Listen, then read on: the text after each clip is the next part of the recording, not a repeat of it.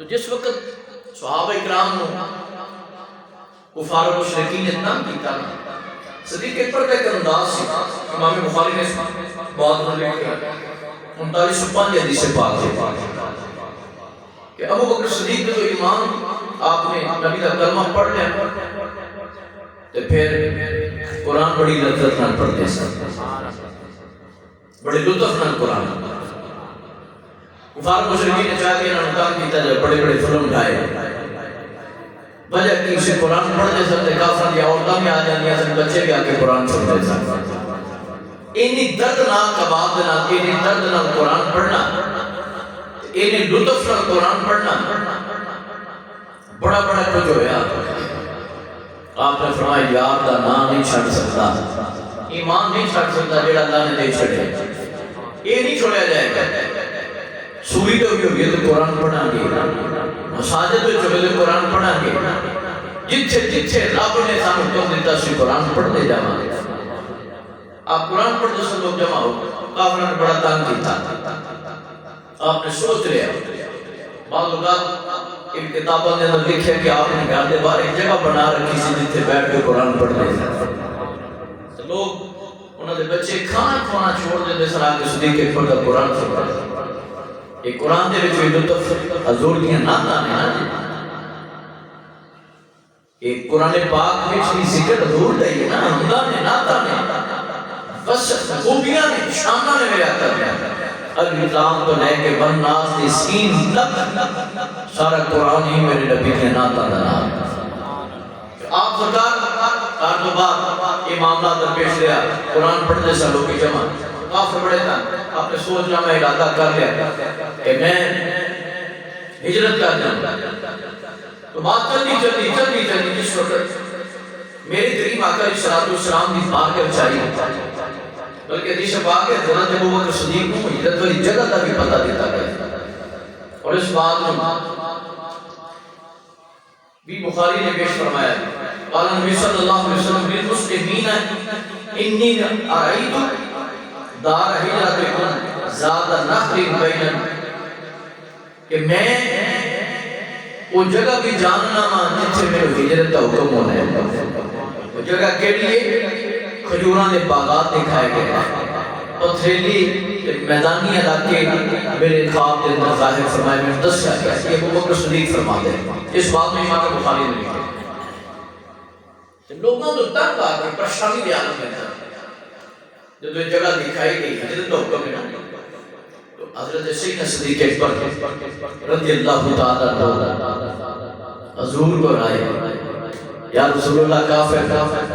اپنے ظلم سے دم ڈھا رہے ہیں سونیا تھی تیرے نام دے قبول فرما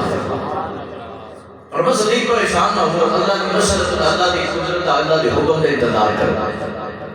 امید ہے کہ رب سونا سانو ہجرت حکم دے گئے صدیق میں نہیں تیرے نام ہجرت فرما صدیق اکبر نے کتابہ میں کہ جو سنیں تو اس رات میں سنتے ہی نہیں سکتے اللہ دے ذکر دے اندر اللہ دے فکر اللہ دے پیارے محبوب تھی کون اس کے ساتھ جنہ دنا صدیق اکبر ہر چیز ضرور تو قربان پیار دنا جن نے بھی ظلم سے دم کھائے حضرت علی رضی اللہ تعالیٰ نے وہ فرمان دے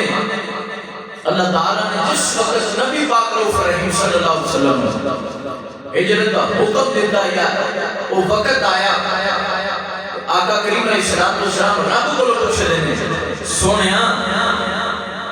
میرا رفیق سفر کون ہوئے گا ہجرت دا میرا رفیق سفر ہے کون ہوئے گا نبی رضی اللہ تعالی قال النبی صلی اللہ علیہ وسلم قال لجبریل علیہ السلام من یہاجر معی قال ابو بکر صدیق رضی اللہ تعالی عنہ قربان جانا جنہ دے رفیق جنہ دے ساتھی دسیا گیا جنہ دا ساتھی کون ہے ہجرت دا ساتھی کون ہے وہ صدیق تو قربان جانا جنہ ہر چیز اور دور تو قربان جانا وہ صدیق اکبر تو قربان جانا جنہ ہر چیز اور دور تو اونا دادا تیری دا ایمان ایمان دل جان جند جان مٹھن بدنی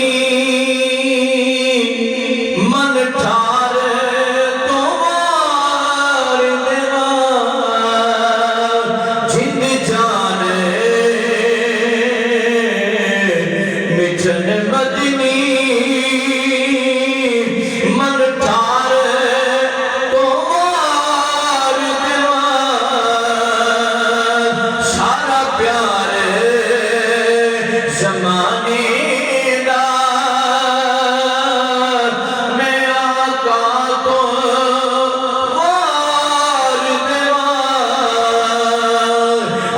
دوستان گرامی میرے نال مل کے پڑھ لو ہر بندہ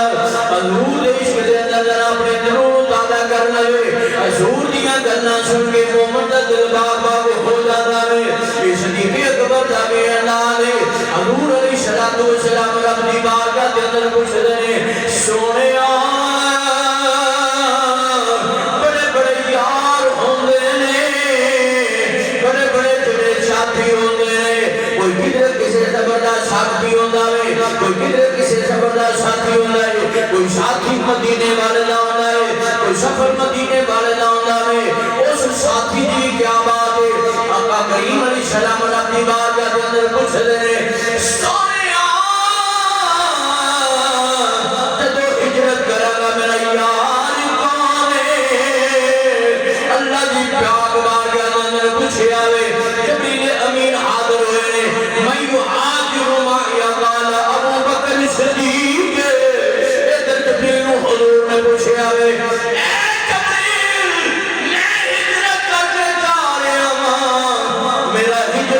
ساتھی کون ہے آپ کی بارگاہ دے اندر ملتا گیا سونیا جن تن من دن عجیب قربان کر دیئے سونیا اس ساتھی دا نام ابو بکر ہے